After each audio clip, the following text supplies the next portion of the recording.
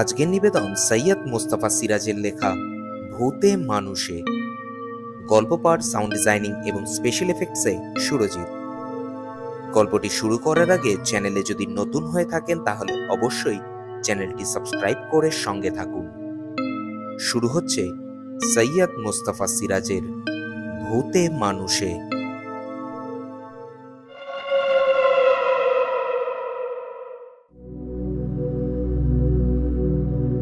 একালে লেখকদের এই এক ঝামেলা। পুজো সংখ্যা পত্রপত্রিকা বেরিয়ে যাওয়ার পর থেকেই সম্পাদক মশাইদের তাগিদ শুরু হয়ে যায়। পরের বছর পুজো সংখ্যার জন্য জানুয়ারির মধ্যেই লেখা যায়। সেবার জানুয়ারি পেরিয়ে মার্চ মাস এসে গেল, কিন্তু আমার কলম যেন অনির্দিষ্টকালের জন্য ধর্মঘট করে বসল। আসলে মগজ একেবারে খালি, লেখা বেরুতে চায় না। প্রায় হাল ছেড়ে দিয়েছিলুম, কিন্তু কোদের ওপর বিস্ফোরা। মার্চের মাঝামাঝি হঠাৎ আমার এক বন্ধু সন্দীপ এসে সল্লাসে বলল, কেল্লা মার দিয়া। বললাম, কি ব্যাপার? তোকে আমি বলেছিলুম না আগামী পুজোয় একটা পত্রিকা বের করব? টাকার জোগাড় হয়ে গেছে। এবার আমাকে রোখে কে? পত্রিকার নামও ঠিক করে ফেলেছি, বুঝলি? সন্দীপ কবে পত্রিকা বের করবে বলেছিল মনে পড়ল না। বললুম, ভালো, খুব ভালো খবর। পত্রিকার কি নাম ঠিক করলি? সন্দীপ একগাল হেসে বলল, ভূত ভূতুম। অবাক হয়ে বললুম, ভূত ভূতুম? তার মানে ভূতের গল্পের পত্রিকা করবি নাকি? হ্যাঁ, তবে শুধু গল্প নয়, প্রবন্ধ থাকবে, পদ্য থাকবে, উপন্যাস থাকবে। আর সেই উপন্যাস তোকেই লিখতে হবে। টাকার কথা ভাবিস না, লেখকদের আমরা উপযুক্ত দক্ষিণা দেব। ওর কথা শুনেই আমার মাথা ভোঁ ভোঁ করছিল। সন্দীপ যেমন জেদি তেমনই গোয়ার গোবিন্দ। করুণ মুখে বললুম, সন্দীপ, তোর পত্রিকায় লিখে কি টাকা নিতে পারি? কিন্তু কথাটা কি জানিস, ভূতের আর একটুও চাহিদা নেই। সেই মান্ধাত্তার আমল থেকে ভূত নিয়ে এত লেখা হয়ে গেছে যে পাঠক ভূতকে আর একটুও ভয় পায় না। তাছাড়া স্বনামধন্য ত্রৈলোক্যনাথ মুখোপাধ্যায় ভূতের সার কথা লিখে গেছেন। এদিকে নতুন ভূত হলেও কথা ছিল, পুরনো ভূতেরা বাঁশি হয়ে পচে গিয়ে দুর্গন্ধ ছড়াচ্ছে। কাজেই সন্দীপ আমার কথায় বাধা দিয়ে বলল, কি যে বলিস তুই? আমার আইডিয়াটাই তো তাই অন্যরকম। তুই নতুন ভূতের কথা বললি, সেই আনকোরা নতুন ভূত নিয়েই শারদীয়া ভূত ভূতুম পত্রিকা বের করতে চাই। তুই একদিন অনেক রকম ভূতের গল্প লিখেছিস, এবার নতুন রকম ভূত নিয়ে একখানা উপন্যাস তোকে লিখতেই হবে। তুই একালে ত্রৈলোক্যনাথ মুখোপাধ্যায় হয়ে যাবি। হতাশ হয়ে বললুম, ভাই সন্দীপ, তোকে খুলেই বলি, এবার মানুষ নিয়েই কোনো লেখা আসছে না তো ভূত। আহা, নতুন ভূত, কিন্তু নতুন ভূত পাচ্ছি কোথায়? আমার মগজ একেবারে খালি। কল্পনার যন্ত্রটা মগজের মধ্যে থাকে, সেটাই বিগড়ে গেছে। কল্পনা ছাড়া কি লেখা হয়? সন্দীপ একটু চুপ করে থাকার পর গম্ভীর হয়ে বলল, বুঝেছি। কলকাতায় তোর এই ঘরে বইপত্রের আবর্জনার মধ্যে বসে কি আর লেখা আসে? তোর প্রবলেম আমি বুঝেছি। এক কাজ কর, বীরভূম জেলার ঘুমঘুমি তলায় আমার ঠাকুরদার পৈতৃক একটা বাড়ি আছে। নিরিবিলিতে দোতলা বাড়ি, পিছনে পুকুর আছে। এই বসন্তকালে প্রকৃতি, পরিবেশ আর পাখি টাকির ডাক, মানে ওয়ান্ডারফুল জায়গা। বিশেষ করে লেখকদের লেখার জন্য অত সুন্দর জায়গার কোথাও নেই। বাড়িটার কেয়ারটেকার নাম কালাচাঁদ।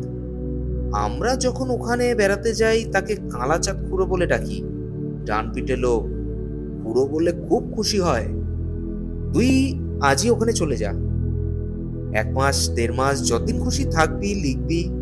তার চেয়ে বড় কথা, নতুন ধরনের ভূত দেখতে পাওয়ার চান্স ওখানে 99%। সন্দীপের কথা আমার মনে ধরল। ওর পত্রিকার জন্য ভূতের উপন্যাস না লেখা হোক, স্থান বদলের দরুন আমার মগজে কল্পনা শক্তিটা ফিরে আসবার সম্ভাবনা প্রচুর, তাই রাজি হয়ে গেলুম। সন্দীপ এসটিডি ফোনে ঘুমঘুমি তলায় তার বাবার বন্ধু এক ডাক্তারবাবুকে জানিয়ে দেবে এবং তিনি কালাচাঁদকে আমার যাওয়ার খবরটা দিয়ে রাখবেন। হাওড়া স্টেশনে 12টা 5-এ ট্রেনে চেপে আমাকে নামতে হবে হিংলাডিহি স্টেশনে। সেখান থেকে বাসে চেপে ঘুমঘুমিতলা পৌঁছব। স্টেশন থেকে 18 কিলোমিটার দূরত্ব। বাস স্টপে কালাচাঁদ থাকবে। সন্দীপ চলে যাওয়ার সময় আবার বলে গেল, প্রথমে কিন্তু আমার পত্রিকার জন্য উপন্যাস লিখতে বসবি। পরে বুঝতে পেরেছিলুম সন্দীপ প্রথম পত্রিকার শারদীয়ার সংখ্যার জন্য আমার উপন্যাস সর্বাগ্রে পেতে চায়, তাই আমাকে সে তার গাড়িতে চাপিয়ে হাওড়া স্টেশনে পৌঁছে দিয়েছিল এবং ট্রেনেও তুলে দিয়েছিল।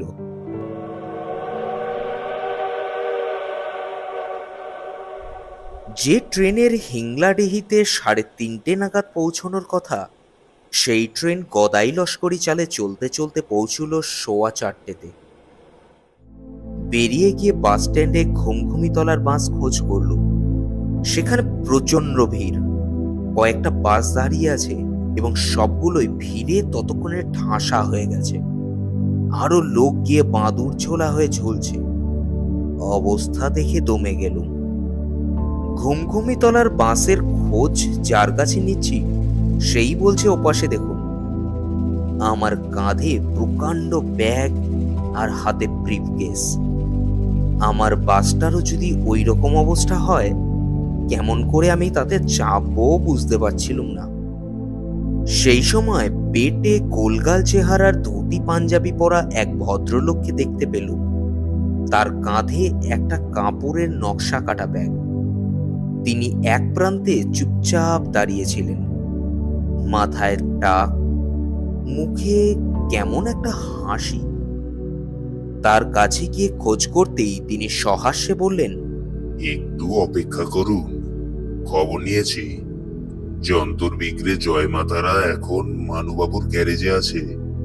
মিস্ত্রিরা হাত লাগিয়েছে, বুঝলেন না? একটা ট্রিপ ফেল করলে মালিকের হেভি লস। বুঝলুম বাসটার নাম জয়মাতারা। ভদ্রলোকের সঙ্গে ভাব জমানোর চেষ্টা করলুম।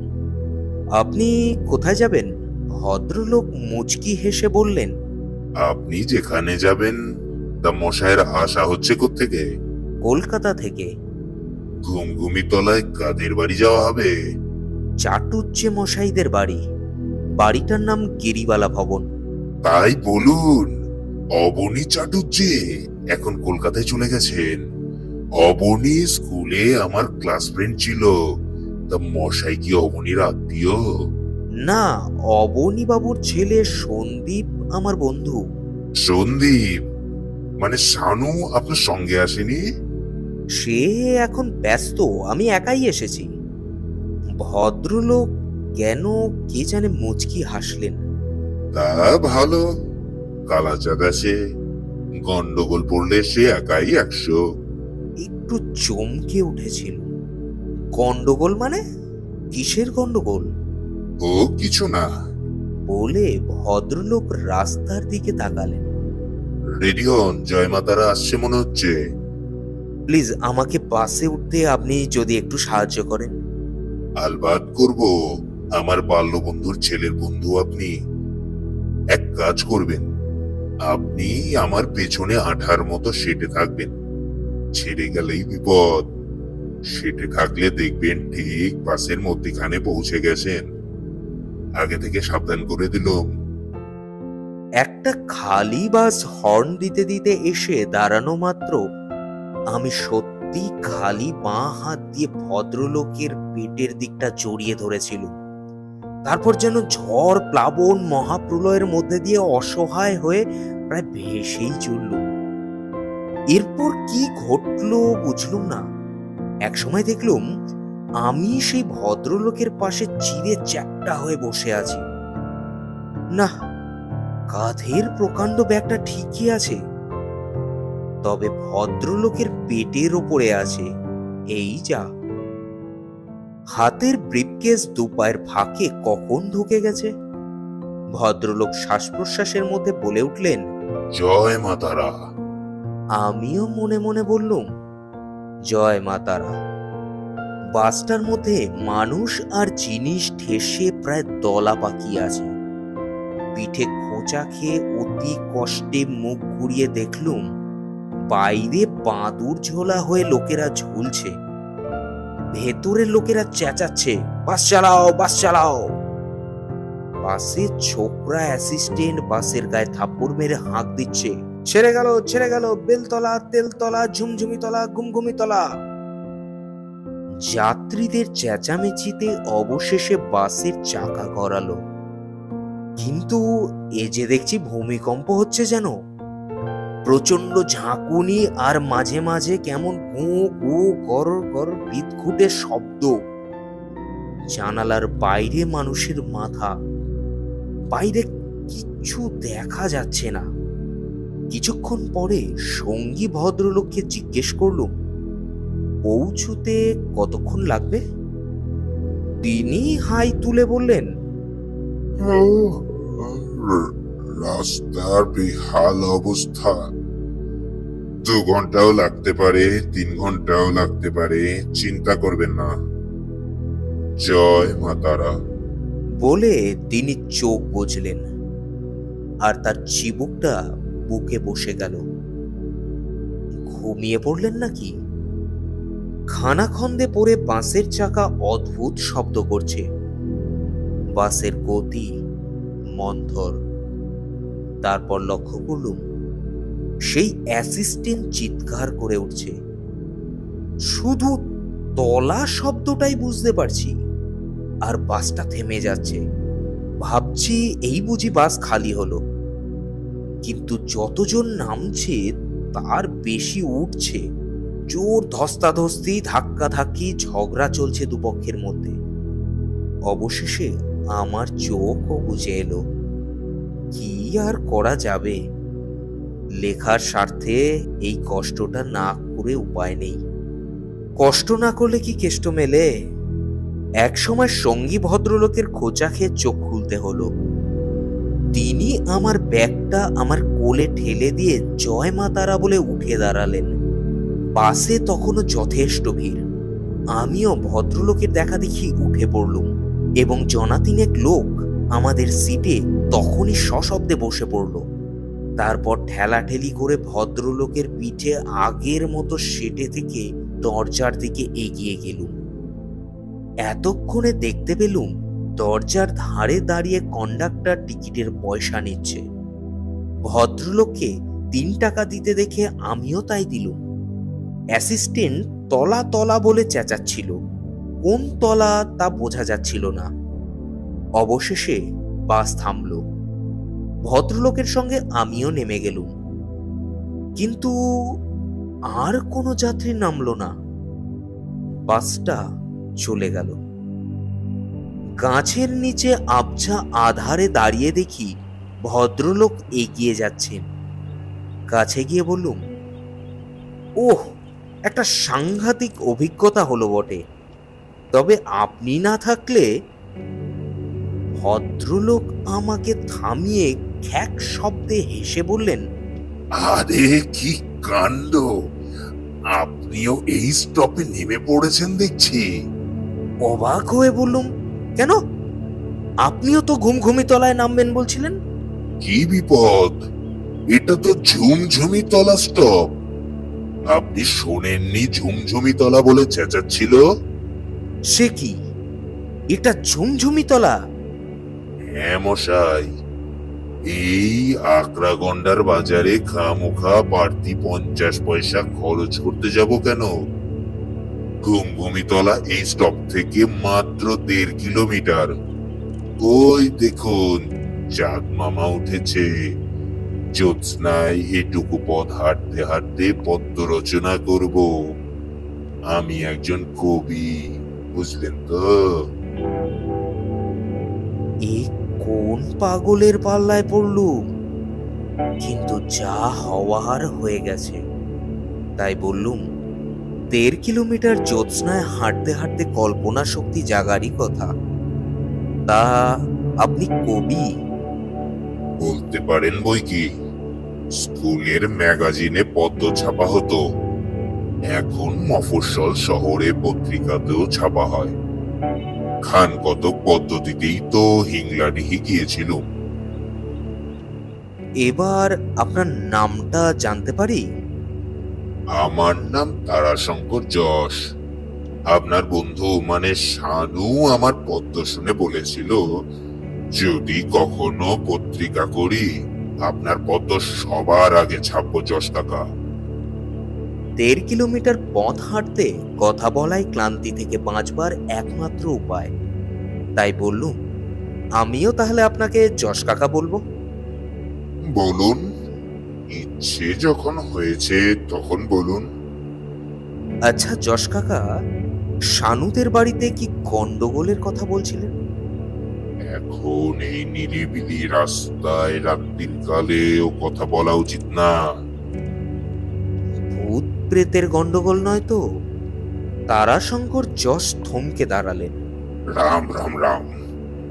পিছনে ঝুমঝুমি তলা একটা বট গাছ আছে, ওখানে রাত্রিরেতে পেতনি ঝুমঝুম শব্দে নুপুর বাজিয়ে নাচে।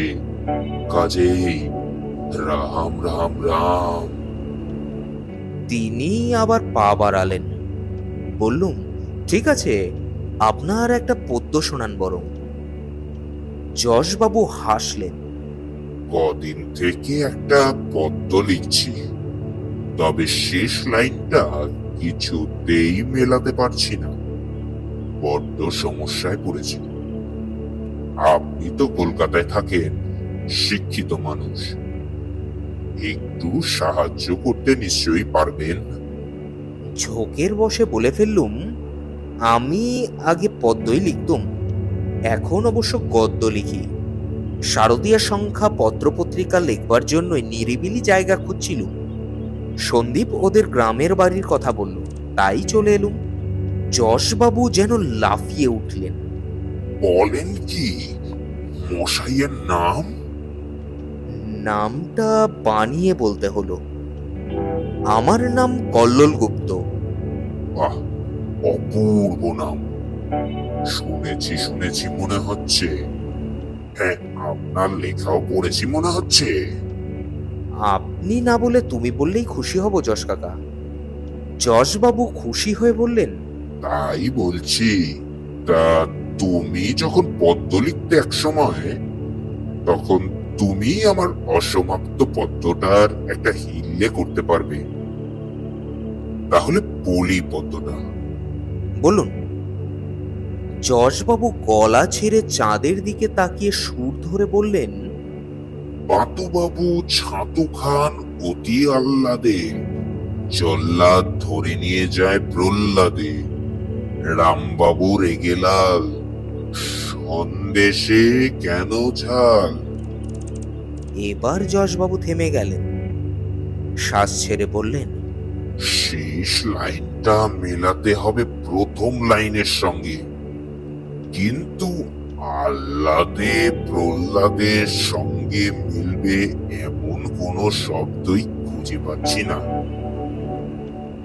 একটু ভেবে নিয়ে বললুম, পাতুবাবু ছাতু খান অতি আহ্লাদে, জল্লাদ ধরে নিয়ে যায় প্রহ্লাদে। রামবাবু রেগে লাল, সন্দেশে কেন ঝাল। ঝাল মেপে দেখি ওরে দাড়ি পাল্লা দে। যশবাবু এবার সত্যিই লাফিয়ে উঠলেন। বাহ, ঝাল মেপে দেখি ওরে দাড়ি পাল্লা দে, অপূর্ব। ঝাল মেপে দেখি ওরে দাড়ি পাল্লা দে, মুখস্থ করি। ঝাল মেপে দেখি ওরে দাড়ি পাল্লা দে। এক্ষুনি বাড়ি গিয়ে লিখে ফেলতে হবে, নইলে ভুলে যাব। ঝাল মেপে দেখি ওরে দাড়ি পাল্লা দে, ঝাল মেপে দেখি ওরে দাড়ি পাল্লা দে, ঝাল মেপে দেখি ওরে। শর্টকাটে যাই রে, দাড়ি পাল্লা দে। সুর ধরে বলতে বলতে তারাচরণবাবু বাঁ দিকে ঘন কালো রঙের মধ্যে দৌড়ে অদৃশ্য হয়ে গেলেন। আমি হতভম্ব হয়ে দাঁড়িয়ে রইলুম। একটু পরে বুঝতে পারলুম ওটা একটা আম বাগান। শর্টকাটে আম বাগানের ভেতর দিয়ে উনি বাড়ি গিয়ে এখনই লাইনটা লিখে ফেলবেন। কিন্তু কেন যে সন্দীপের ভূতভুতুম পত্রিকাটার কথা বলিনি, বললে উনি আমাকে গিরিবালা ভবনে পৌঁছে দিতেন। নিজের বোকামিতে রাগ হচ্ছিল। ঘুমঘুমি তলায় কালাচাঁদ খুড়োর থাকার কথা, এখনো সেটা কত দূরে কে জানে। কয়েক পা এগিয়েছি, হঠাৎ পাশের একটা গাছের ছায়া থেকে কেউ রাস্তায় এসে করজোড়ে প্রণাম করে বলল, মশাই কি কলকাতা থেকে আসছেন? মশাই কি শানুবাবুর বন্ধু? বললুম, হ্যাঁ। তুমি কি কালাচাঁদ খুড়ো? জ্যোৎস্নায় লোকটাকে ছায়ামূর্তি বলে মনে হচ্ছিল। সে বলল, আগে না, আমি কালাচাঁদ না, গোড়াচাঁদ, কালাচাঁদের মাস্তুতো ভাই। কই দিন আপনার মালপত্তর, আমি বয়ে নিয়ে যাই, আপনি আরামে হেঁটে আসুন। গোড়াচাঁদকে আমার কাঁধের ব্যাগ দিলুম। হাতের ব্রিফকেসটা সে প্রায় ছিনিয়ে নিল, কিন্তু সে এমন ভাবে হাঁটতে থাকলো যে আমি তার সঙ্গ ধরতে হাঁপিয়ে উঠছিলুম। তাই বললুম, ও গোড়াচাঁদ খুড়ো, একটু আস্তে হাঁটো, এই খানাখন্দে ভরা রাস্তায় আচার খাবো যে। গোড়াচাঁদ তার গতি কমিয়ে মুখ ঘুরিয়ে হাসল। জ্যোৎস্নায় মানুষের দাঁত কি অত চকচক করে? সে সহাস্যে বলল, আমাকেও খুড়ো বলছেন? বাহ, আপনি খুব ভালো লোক। কালাচাঁদকে গ্রামের সবাই খুড়ো বলে, আমাকে কেউ খুড়ো বলেনি। আচ্ছা গোড়াচাঁদ খুড়ো, তারাচরণ যশমশাইকে তো তুমি চেনো? খুব চিনি, চিনি বলেই তো গাছপালার ছায়ার আড়ালে চুপি চুপি হাঁটছিল। কেন? আগে ওর পদ্ম শোনার ভয়ে। গত আশ্বিন মাসে এক রাত্রিরে 101খানা পদ্ম শুনিয়ে ছেড়েছিলেন। অগত্যা কি করব, আমিও ওকে, বাবা, নামটি আমার গোড়াচাঁদ।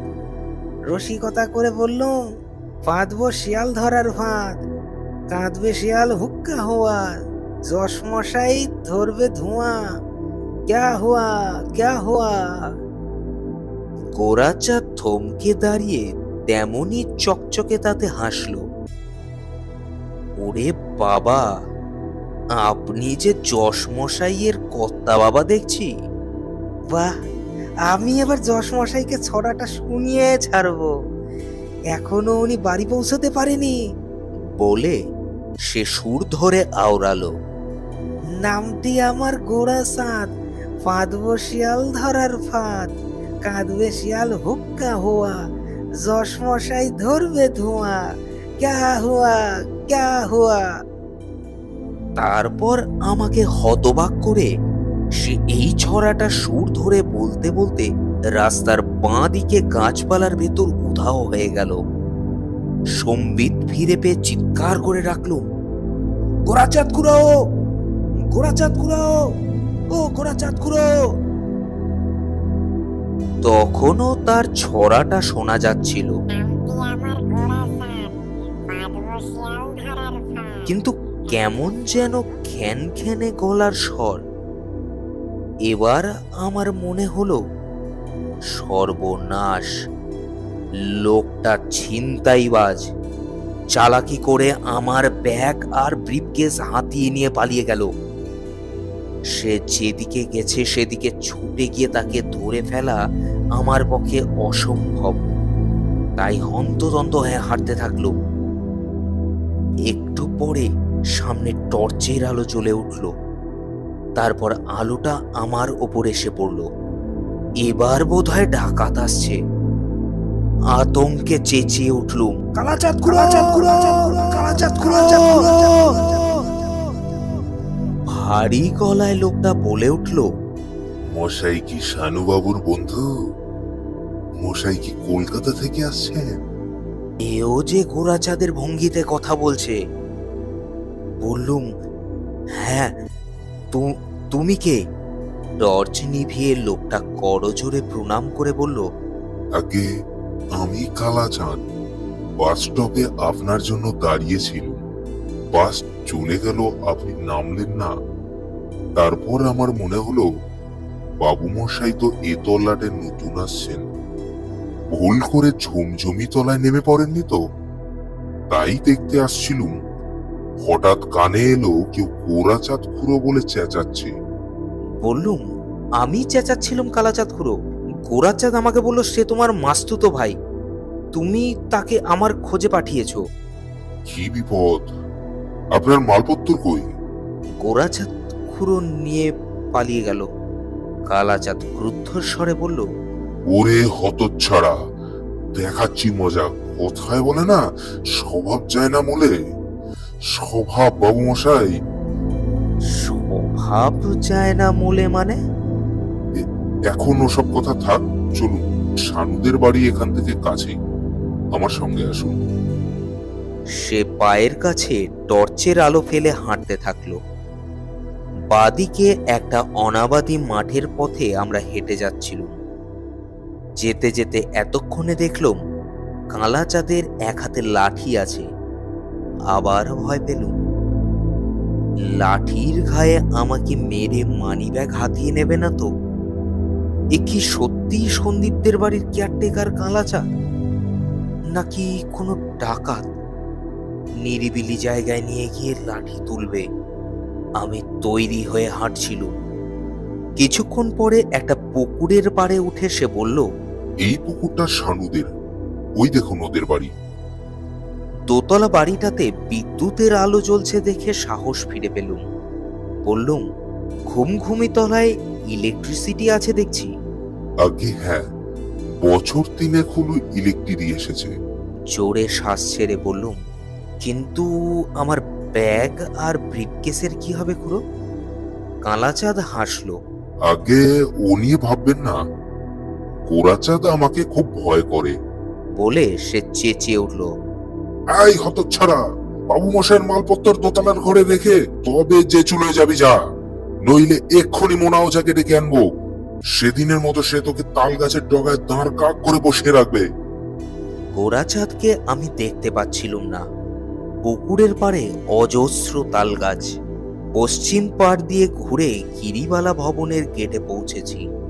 হঠাৎ দেখলুম একটা ছায়া মূর্তি বাড়ির পূর্ব দিকে উধাও হয়ে গেল। কালাচাঁদ গেটের তালা খুলে বলল, এ গ্রামে চোর ডাকাত নেই বাবু মশাই। গোরাচাঁদেরও চুরি ডাকাতি করার স্বভাব ছিল না।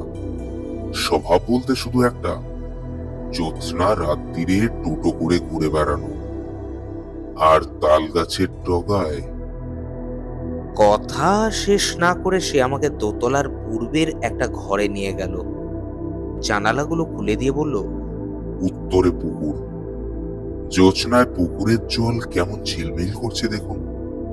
পুকুরে মাছ আছে, কাল জেলে ডেকে এনে মাছ ধরাবো। উকি মেরে দেখে ভালো লাগলো। তারপরই চোখ পড়ল আমার পাশেই টেবিলের ওপরে আমার ব্যাগ আর ব্রিফকেস রাখা আছে। ঘর তো তালা বন্ধ ছিল। ব্যাপার যে দেখছি একেবারে ভুতুড়ে। কালাচাঁদ হঠাৎ চেঁচিয়ে উঠল ফের, এই হনুমান, তাল গাছের ডগায় আবার চলেছিস? আবার উকি মেরে কিছু দেখতে পেলুম না, কিন্তু তারপরেই পুকুরের জলে ছপাং করে কেউ ঝাঁপ দিল। বললুম, কেউ যেন জলে ঝাঁপ দিল কালাচাঁদ খুড়ো? গোরাচাঁদ নাকি? আগে হ্যাঁ, কথায় বলে স্বভাব চায় না মূলে। বলে কালাচাঁদ আমার দিকে ঘুরল। বাবু মশাই, আপনি বাথরুমে গিয়ে হাত মুখ ধোন। ওই দেখুন বাথরুম, আমি আপনার জন্য চায়ের ব্যবস্থা করি। সে রাতে আর কোনো গন্ডগোল ঘটেনি। তবে শুয়ে পড়ার পর পুকুরের জলে কিছুক্ষণ অন্তর বার দুয়েক ঝপাং করে কার ঝাঁপিয়ে পড়ার শব্দ শুনেছি। কেউ তাল গাছের ডগা থেকে পুকুরে ঝাঁপিয়ে পড়েছিল তা ঠিক, গোড়াচাঁদ নাকি? ভোরে কালা চাঁদের ডাকে ঘুম ভেঙে গিয়েছিল। সে কথা মতো বেডটি এনেছিল।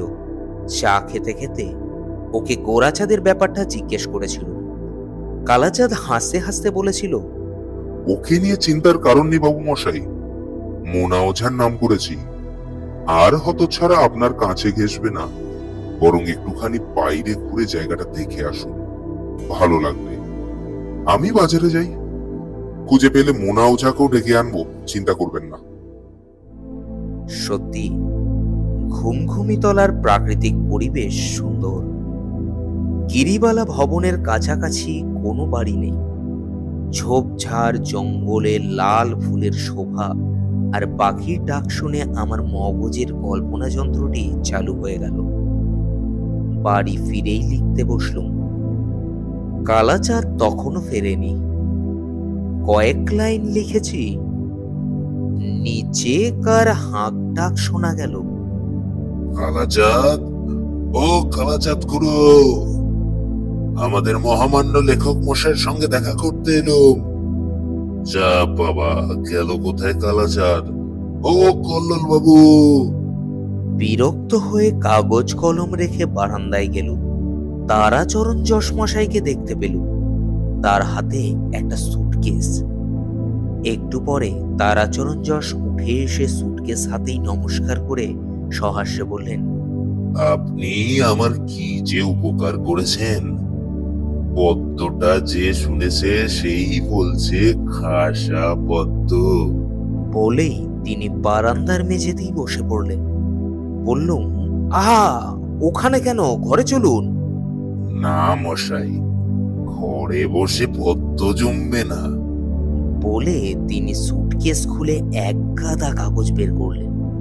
আপনাকে শোনাবো বলে এনেছি, ভুল থাকলে শুধরে দেবেন।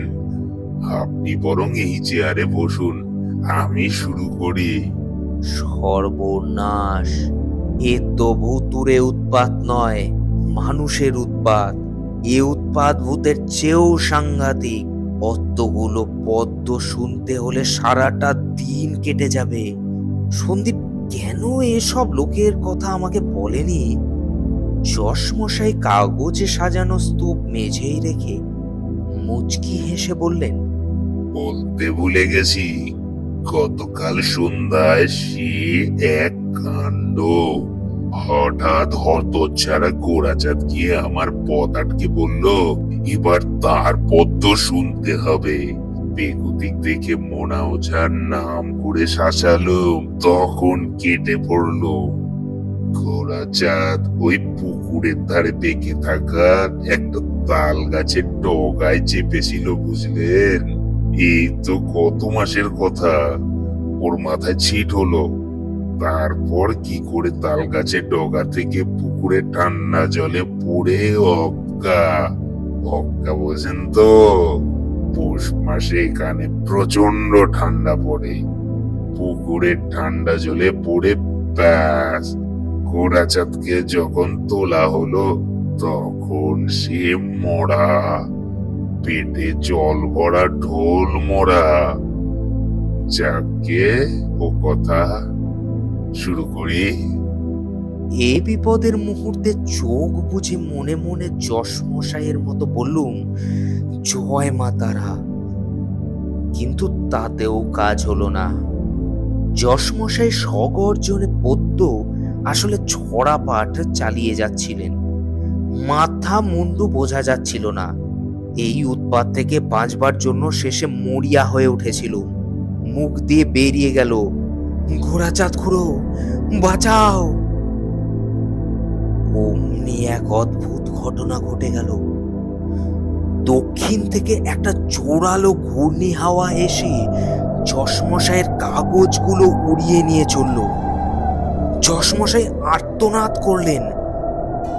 ততক্ষণে কাগজগুলো শূন্যে ঘুরপাক খেতে খেতে পূর্ব দিক ঘুরে উত্তরে পুকুরের জলে গিয়ে পড়ছিল। অবশ্য পরে তা দেখেছিল। এদিকে দিক বিদিক জ্ঞান শূন্য হয়ে তারাচরণ যশ বারান্দা থেকে লাফ দিয়ে তার পদ্মের কাগজ ধরতে যাচ্ছিলেন। আমি তাকে টেনে ধরেছিলুম, তা না হলে উনি দোতলা থেকে নিচে পড়ে নির্ঘাত মারা যেতেন। বাধা পেয়ে তিনি সিঁড়ি বেয়ে নেমে গেলেন। তাকে অনুসরণ করলুম। কালাচাঁদ তখনও ফেরেনি। যশবাবুর সঙ্গে খিড়কির দরজা দিয়ে পুকুর ঘাটে গেলুম। দেখলুম তার পদ্য লেখা কাগজগুলো সবই ছেঁড়া পাতার মতো জলে ভাসছে। ঘূর্ণি হাওয়াটা তখনও জলকে তোলপাড় করছে, তাই কাগজগুলো উল্টে পাল্টে ভিজে গিয়ে ডুবে যাচ্ছে। যশমশাই জলে ঝাঁপ দিতে যাচ্ছিলেন। তাকে দু হাতে চেপে ধরে বললুম, বরং মোনা ওঝাকে ডাকুন যশমশাই। উনি এবার চেঁচিয়ে উঠলেন, মোনা ওঝা, কোথায় আছিস রে? ওরে মোনা, শিগগিরি আয় রে।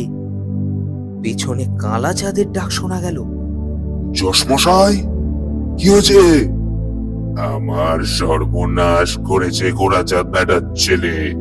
দেখে যা কালাচাঁদ। কালাচাঁদ ঘাটে এলো। তার সঙ্গে একজন জটাজুটধারী লোক। তার হাতে ত্রিশূল, কপাল সিঁদুরে লাল। কালাচাঁদ বলল, বাজার থেকে মোনাকে ডেকে নিয়ে এলুম, কেননা হতচ্ছাড়া হনুমান গোরাচাঁদ কলকাতার বাবুমশাইকে জ্বালাতন করতে পারে। মোনা, শিগগির ওকে সেদিনকার মতো দাঁড় কাক করে দাও। মোনা ওঝা লাল চোখে ওপারের তাল গাছের দিকে তাকিয়ে বিড়বিড় করে মন্ত্র পড়তে লাগলো। তারপর কি অদ্ভুত ব্যাপার! সত্যিই একটা দাঁড় কাক একটা তাল গাছের ডগায় উড়ে এসে বসলো। তারপর কর্কশ্বরে ডেকে উঠল। মোনা ত্রিশূল তুলে গর্জন করলো, চুপ! মুখ খুললেই আবার অক্কা হয়ে যাবি। এবার দাঁড় কাকটা স্থির হয়ে বসে রইল। বললুম, যশমশাই, বাড়ি গিয়ে আবার পদ্য লিখতে বসুন। অন্তত মাস দেড়েক ধরে লিখতে থাকুন, তারপর আমার কাছে নিয়ে আসবেন, শুধরে দেব। আমি এখানে 2 মাস থাকবো। তারাচরণ যশ খালি সুটকেস হাতে চুপচাপ চলে গেলেন। আমি দোতলার ঘরে গিয়ে এবার নিশ্চিন্ত মনে লিখতে বসলুম। তবে হ্যাঁ, সন্দীপ নতুন রকমের ভূতের কথা বলেছিল, মিলে গেল। ওকে বরং এই ভূত নিয়ে একটা গল্প লিখে দেব। ভূত নিয়ে উপন্যাস লেখা কি সম্ভব আমার পক্ষে? সেটা পেরেছিলেন একমাত্র ত্রৈলোক্যনাথ মুখোপাধ্যায়।